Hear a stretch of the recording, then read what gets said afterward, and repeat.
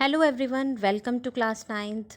So today I am taking the chapter 2, what is democracy, why democracy, and this is related to political science. So in this chapter we will learn about what is democracy and its features. So in the previous chapter we identified one simple factor common to all democracies. We studied about democracies and the government is chosen by people. We could thus start with a simple definition, right? So democracy is a form of government in which the rulers are elected by the people. So this is a simple definition of the democracy. Democracy एक government form है जिसमें कि rulers जो हैं लोगों के द्वारा, जनता के द्वारा चुने जाते हैं.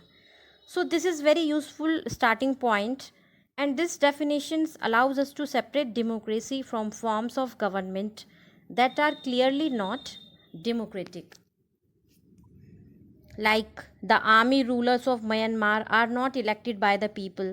Those who happen to be in control of the army become the rulers of the country and people have no say in this decision. So dictators like Pinochet are not elected by the people. Like जो हमने अभी previous chapter में read किया था, जैसे कि जो dictator थे पिनोशी नाम से, उनको लोगों ने नहीं चुना था, वो खुद ही अपना उन्होंने राज वहाँ पर अपना रूल खुद ही चलाया था. ठीक है, this also applies to monarchies. यही मोनार्कीज़ में भी यही होता था. यानी प्रीवियस टाइम पे the kings of Nepal and Saudi Arabia rule not because the people have chosen them to do so but because they happen to be born in to the royal family. So पहले monarchies में जो Kings चुने जाते थे उसमें ये ज़रूरी नहीं होता था कि वो जनता के द्वारा चुने गए हैं. ठीक है, वो एक रॉयल फैमिली में जन्म लेते थे, इस वजह से वो राजा बनते थे और फिर आगे उन्हीं का वंश आगे चलता था. डायनेस्टीज़ होती थी, उन्हीं के बेटे फिर राजा बनते थे. सो इसमें किसी भी तरह का कोई इलेक्शन नहीं होता था, right? So this simple definition is not adequate. So it reminds us that democracies is people's rule, but if we use this definition in an unthinking manner, we would end up calling almost every government that holds an election a democracy. So that would be very misleading, right? Now, as we shall find out in chapter 4, every government in contemporary world wants to be called a democracy. It means that world का हर हिस्सा अपने को democratic रखना चाहता है, वो democracy बनना चाहते हैं. Even it is not so. That is why we need to carefully distinguish between a government that is a democracy and one that pretends to be one. So हमें इन दोनों चीज़ों में डिफरेंस करना है कि एक डेमोक्रेटिक कंट्री है और एक डेमोक्रेटिक कंट्री बनना चाहती है. So we can do so by understanding each word in this definition very clearly, right? Next is features of democracy. So just we have started with a simple definition that democracy is a form of government in which the rulers are elected by the people. So this raises many questions in our mind. So who are the rulers in this definition? Which officials must be elected for any government to be called a democracy? And which decisions may be taken by non-elected officials in a democracy? सो किस तरह के rulers होते हैं, कौन rulers होते थे, ठीक है, किन ऑफिशियल्स को गवर्नमेंट इलेक्ट करती थी जिसे कि डेमोक्रेसी कहा जाता था, और किस तरह के इलेक्शंस होते थे जो कि एक डेमोक्रेटिक इलेक्शन कहलाते थे. So what conditions must be fulfilled for an election to be considered democratic. So and who are the people who can elect the rulers और गेट इलेक्टेड एज रूलर्स. और वो कौन लोग होते थे जो कि जनता कौन सी होती थी जो कि सरकार को चुनती थी अपने द्वारा. Should this include every citizen on equal basis. क्या ये हर सिटीज़न, इंडिया के जितने भी सिटीजन है सभी को इंक्लूड करती है. So finally what kind form of government is democracy. Let us read. Major decisions by elected leaders. In Pakistan, General Pervez Musharraf led a military coup in October 1999. He overthrew a democratically elected government and declared himself the chief executive of the country. And later, he changed his designation to president in 2002, held a referendum in the country that granted him a 5-year extension. सो यहाँ पर हम बात कर रहे हैं पाकिस्तान के general Parvez Musharraf के बारे में, जिन्होंने एक मिलिट्री coup किया था अक्टूबर 1999 में, और उनको किसी ने नहीं चुना था, वो खुद ही अपने आप से इलेक्ट होकर के चीफ एग्जीक्यूटिव बन गए थे। उसके बाद उन्होंने खुद ही बिना किसी की राय के अपनी डेजिग्नेशन चेंज कर ली थी और प्रेसिडेंट खुद को घोषित कर दिया था। So, Pakistani media, human rights organizations, and democracy activists said that the referendum was based on malpractices and fraud. In August 2002, he issued a legal framework order that amended the constitution of Pakistan. So, वहाँ के जितने भी Pakistani media थी, human rights organisations थे और activist थे democracy, उन सभी ने क्या कहा, एक रेफरेंडम जारी किया, उसमें बताया कि ये सब कुछ फ्रॉड के थ्रू हुआ है, मतलब ये सब कुछ जो भी हुआ है वो सही नहीं है, जनता द्वारा चुना गया नहीं है। और 2002 में उन्होंने एक लीगल फ्रेमवर्क ऑर्डर जारी किया था, जिसमें कि जो पाकिस्तान का कॉन्स्टिट्यूशन था उसमें चेंजेस किए गए थे। So, according to this order, the president can dismiss the national and provincial assemblies. The work of the civilian cabinet is supervised by a National Security Council, which is dominated by military officers. So, clearly, there are many reasons why Pakistan under General Musharraf should not be called a democracy. But let us focus on one of these. Can we say that the rulers are elected by the people in Pakistan?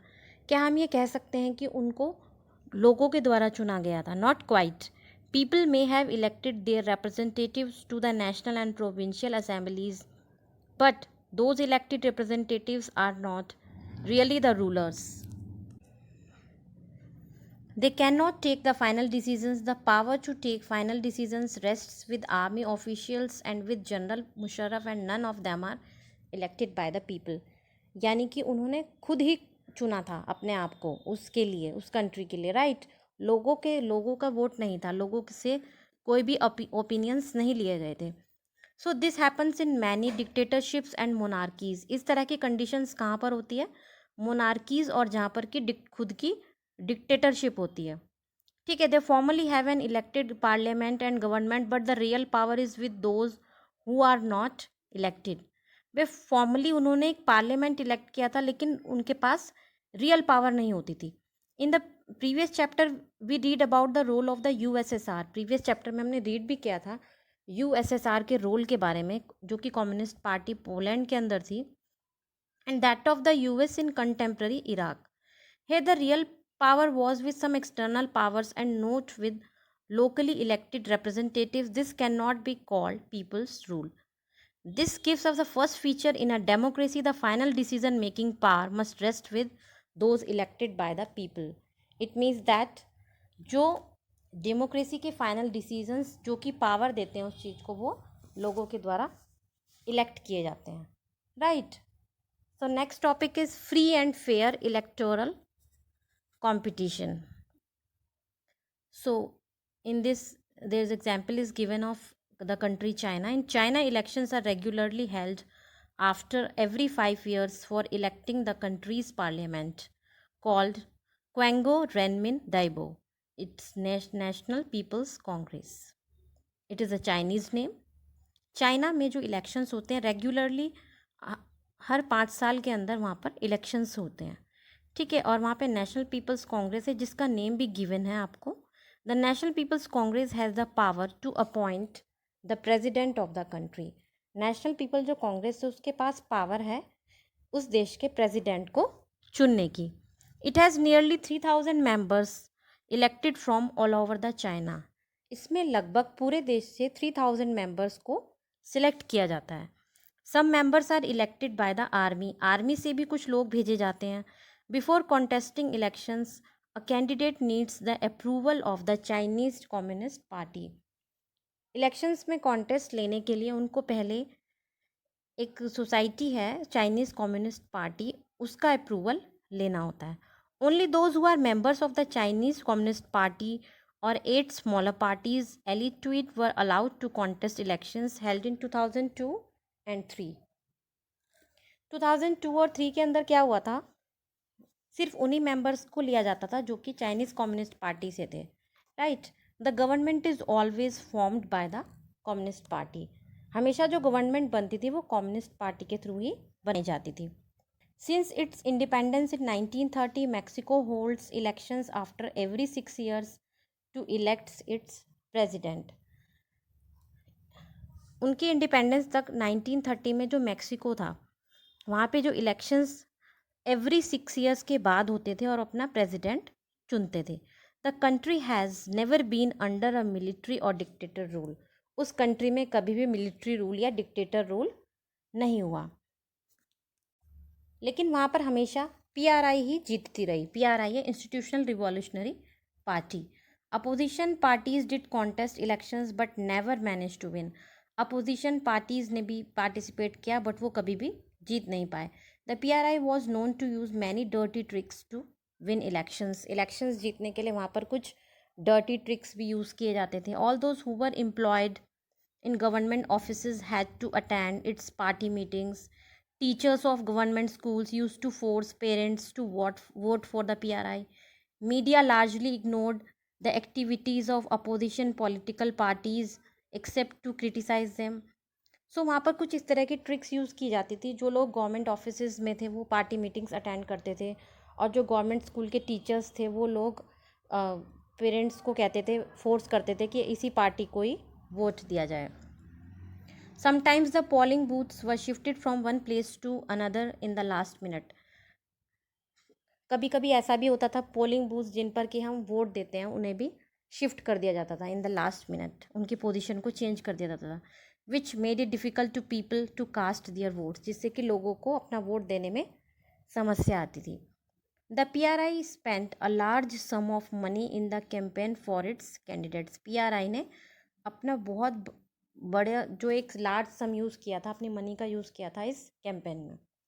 Should we consider the elections described above as examples of people electing their rules?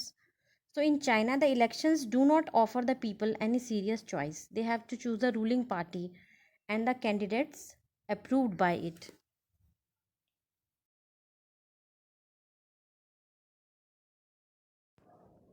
So I hope you all understand these topics carefully. For the next topics, we can meet in the next class. Till then, bye bye.